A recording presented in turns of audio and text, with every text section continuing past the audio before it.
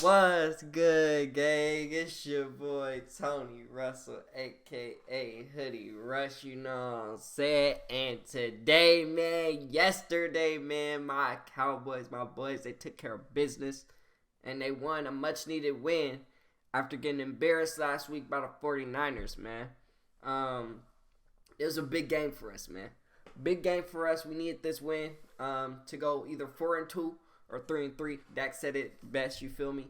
And he played great. He played great. And I just want to say that in previous videos, I've said that we have been limiting Dak, and we have been limiting him since after 2019 and after he got hurt. He has not been the same Dak. It's not that he has not been the same Dak, but we have not been using him the same since then. Since his injury, we have not been using him the same. And today, I saw shades of 2019 and pre-injury Dak. Like, I really did. During that game. Like, we let Dak play football. Like, we let Dak play football how he knows how to play football. Dak, he's not a pocket quarterback. So they need to stop trying to make him one. That's not where he strives the best. He can throw in the pocket, you know what I'm saying? We can win with him as a pocket quarterback, but that is not what he is. He's not a pocket quarterback. You know what I'm saying? He's his best, as we saw in this game. He's his best when he's outside the pocket and he has to make a play. You feel me? We saw that today or yesterday. We saw that. You feel me? Like, I've also said that we need to run Dak more, and I feel like that's the truth. But I feel like what it was more of is letting Dak have that freedom to roam out the pocket, make a play by himself. All these go through your progressions and make the quick read. Like, no, that's not Dak Prescott. That's not Dak Prescott football. You feel me? And, that is, I feel like that probably, if you could play that type of football, that probably lengthens your career. Because, like, you can stay in the pocket and you can, throw dimes, short dimes like that. But that's not Dak Prescott. That's not how he plays. And yesterday was a perfect example of how Dak Prescott is supposed to play. So, let me just say this. Yesterday was the best offensive performance of the year. Okay? It was the best offensive performance of the year. We had 2 touchdowns in the red zone. Should have been 4, if we're being honest. We really should have had 4, okay? Dak had to run to the end zone. It was like an 18-yard touchdown run. Then he threw a dot to Brandon Cooks for the touchdown. That was a dime. And he threw a dime to Michael Gallup. And it just bounced off Michael Gallup's chest. Like, he threw it in between 3 defenders, and it hit Michael Gallup right in the chest, and he just didn't catch it. And then he just overthrew Tony Pollard. Like, that was his worst throw of the night. I think he was trying to throw a jump ball, and it did. Like, it's a wheel route. It don't need to be a jump ball. He had the defender beat. You know what I'm saying? Just put it in his arms. Loft it over, let him catch it right here. Or, honestly, I was looking like I would have to rewatch the play. But when I was watching it, I was like, he low-key could have, like, underthrew it and threw a bullet pass low-key because the linebacker wasn't looking. The linebacker wasn't going to pick it off. He was too busy trying to catch Tony Pollard. You feel me? So he could even threw a bullet pass and got there. Like, there are other throws that he couldn't throw instead of a jump ball that wasn't needed. But all in all, offense played great. And then we need to give Dak his credit. We need to give him his credit because the offensive line did not play they didn't play that well. I don't feel like the running game wasn't getting going. So it was really, and it's not like the defense was getting turnovers. They had 1 turnover the whole night, and it was the most important one. And I give them that. You feel me? But this was the offense has to come out, and they have to play, and they got to go get us this win. That's what this was. And that's what Dak did. And you know what else it was? It was this guy right here. It was this guy right here. Get CeeDee Lamb the ball, man. Get him the ball, because 9 times out of 10, he's open. 9 times out of 10, he's open. And he is one of the best receivers in the league. I don't care what nobody says. He's one of the best receivers in the league. He can line up anywhere. Stop having this stigma that he is a slot corner, because he is not. He can line up anywhere on the field, and he can make almost any catch on the field. So I don't want to hear that. We've been limiting him as well. We've been limiting CeeDee Lamb as well, because we've been trying to scheme. We've been trying to do all this scheme and stuff. We don't need to scheme for CeeDee Lamb, okay? They need to scheme for CeeDee Lamb to try and stop him. But when we see CeeDee Lamb, he needs to have the freedom.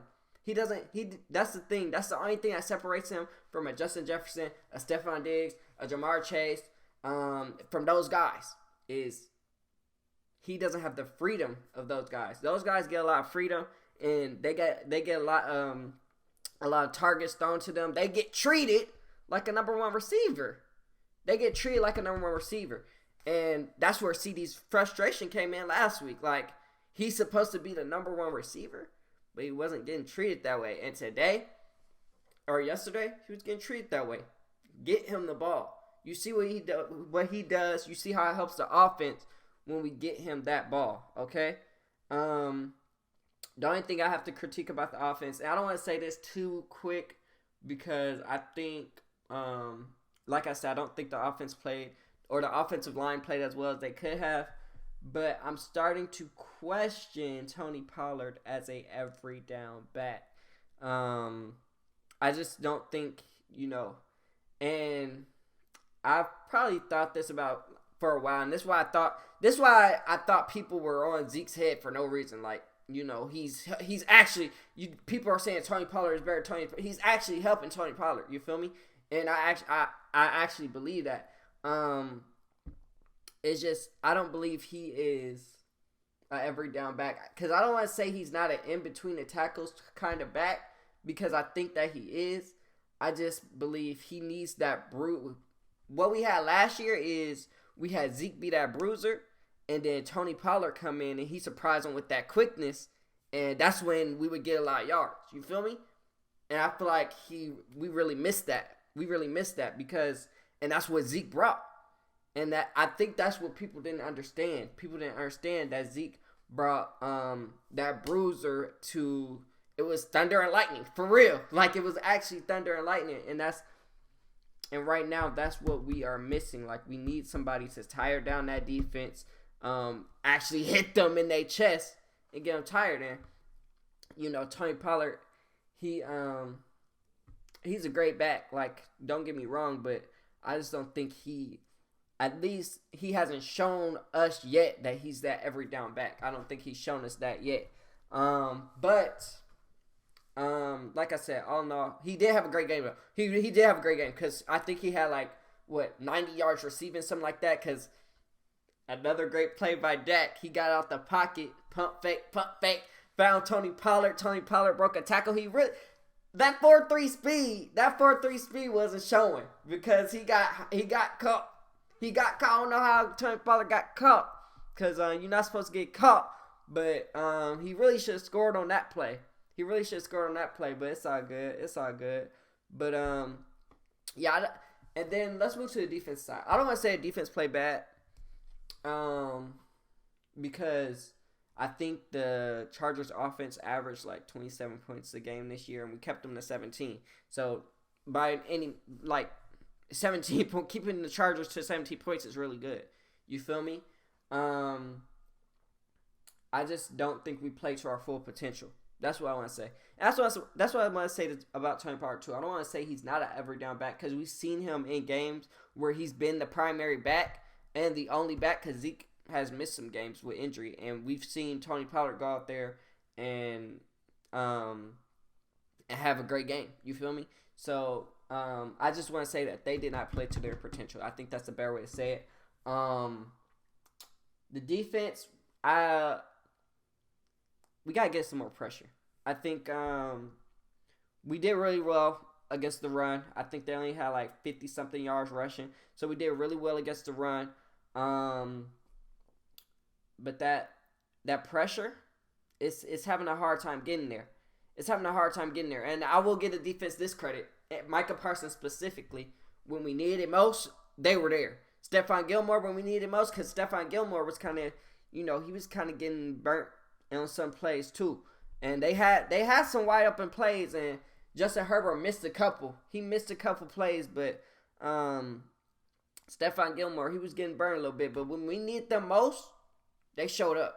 They showed up. Micah Parsons on 2nd and 10 got a sack. Then the next play, Micah Parsons got there. Or was that 1st and 10? Maybe that was 1st and 10. But either way, the next play, Micah Parsons. No, that was 2nd and 10. But anyway, Micah Parsons, next play, got there. Forced the interception. Forced the turnover to Stephon Gilmore to end the game. When we needed them most, they showed up. And another thing, Marquise Bell played really well. He played really well. I know they scored on this possession, but there was one play where I saw him. He was following Austin Eckler. And usually because there was a lot of traffic, it was the ball was thrown across the field, and Marquise Bell, he has to get through all that traffic and make a play. And usually on those type of plays, they're easy touchdowns, especially when you're inside the 5. You feel me? Those should be easy touchdowns, but he got around that traffic and he made that play and got that stop on the 1-yard line. Like I said, they still scored on that drive, but that was just a really spectacular play by him. DaRon Bland played great. He should have had 2 interceptions. Should have had a pick 6, honestly, when he jumped that comeback route, but he dropped both of them, which is cool. It's cool. We forgive him for it because we know it's coming. He gonna get some more this year. Because he's a dog. He is a dog. He is a dog, man. Who else played nice? I like the way Jerron Kearse played today. I really do. I think he played really well. He was getting to the quarterback a little bit. I like the way he played. But like I said, I think the defense could have played a little bit better. But oh no, they played well. You know what I'm saying? Like I said, keeping the Chargers to 17 points is not an easy task. You feel me? We're playing against Kellen Moore, who had us, the number 1 offense in the league for 2 years straight. You feel me? So, and to keep them to 17 points, we did great. We did great. Like, that's what you're supposed to do against your former offensive coordinator. You feel me? That's what you're supposed to do. And I think even in that game, we saw some of our frustrations with Kellen Moore. Like, we saw what am I trying to say? We saw the things that he did that frustrated us while he was here. Like, it's just a situational play calling. Like, Justin Herbert a couple weeks ago, 41 for 47, 400-something yards, 4 touchdowns, something like that. Like, he had a great game. Like, Kellen Moore, he's going to get you, though. Like, he's going to get the Chargers to top 5 offense in the league, which I think they've already probably had one of the top offense in the league. But Kellen Moore is going to, he's going to do that. You feel me? And his offensive play calling is great. It's just in certain situations, it seems like he does not know what to do. And I think we saw some of that in that game as well. Like that 4th and 1 where DaRon Bland almost had a pick. Like, why not go for the first down? I know they were like on the goal line kind of, so, first down is kind of a touchdown, but that don't mean you got to go directly for the end zone, you feel me? I feel like that wasn't a good play call on them. I just, like I said, his situational play calling is questionable. It's questionable. And, but like I said, the Cowboys, we played, I know we only won by 3, but I feel like this is the best game we've played. You feel me? I feel like this is the best game we've played. Probably one of the most complete games we played, honestly. I want to say the Patriots game was pretty good, but yeah, I want to say this is one of the most complete games where the offense and the defense were complementing off each other. We came into the game down by 7, I believe. I missed the first quarter, so I actually don't even know. I think I probably just said that, but no, I believe they scored first because they did get ball first, right? I think they did get ball first. So, yeah, I believe they scored first, and then we scored right back. And then from there, it was a standstill until halftime. Then we scored 10. You feel me? And then I think they tied it up, right? They tied it up. You feel me? And then we scored. Then they tied it up again. Then we finished it off, baby. But next week is a bye. Great way to go into the bye with a win, baby. And then after the bye, man, you know who we play, man. We play them Eagles, who lost to them. Who they lose to? They lost to somebody they wasn't supposed to. The Jets. The Jets with outsauce Gardner, too. This man, Jalen Hurts, threw 3 interceptions with the secondary being hurt. But I'm excited for that Eagles game, man. But we got to stop playing to prove to the world something. We don't got nothing to prove to the world, okay? We don't got nothing to prove to the world. When we play to prove to ourselves that we're like that, we play a lot better.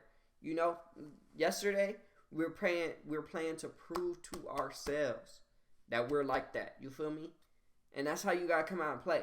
Don't try to prove nothing to nobody else, because honestly, regardless of what the Cowboys do, they're always gonna hate. They're always going to hate. It's always going to be some type of luck involved or something. They're always going to find a reason. So it's no reason to try to prove to anybody else. We got to prove to us that we like that. And when we do that, we come out and play with our best football, baby. But that's it for this video. If you liked it, make sure you smash that like button, hit that subscribe button, turn on post notifications, keep that net gang strong. Road to 5K subs, so make sure y'all sub it up, man.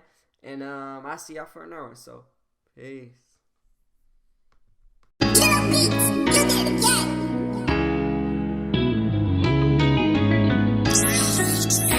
again.